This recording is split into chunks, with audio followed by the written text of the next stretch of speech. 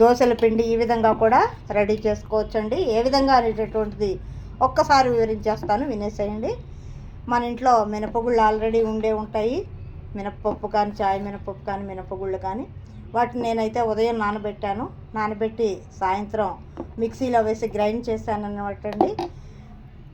బియ్యం పిండి అండి, వరిపిండి, బియ్యం ఆడించి పెట్టుకున్నటువంటి పిండి ఉంటుంది మన ఇంట్లో. మా ఇంట్లో అయితే ఉంది, రెడీ చేసి పెట్టుకున్నాను. మీరు కూడా రెడీ చేసి పెట్టుకోండి.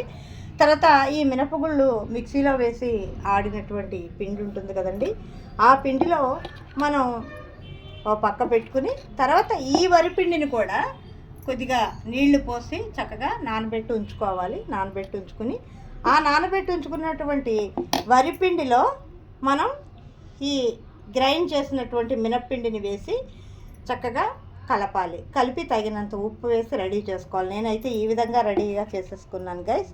రెడీ చేసుకున్నాక మరి దోశలు అయితే వేసాను. నాకు తర్వాత వచ్చింది థాట్, మీ అందరికీ కూడా చెప్తే బాగుంటుంది అనేటటువంటి థాట్ వచ్చింది.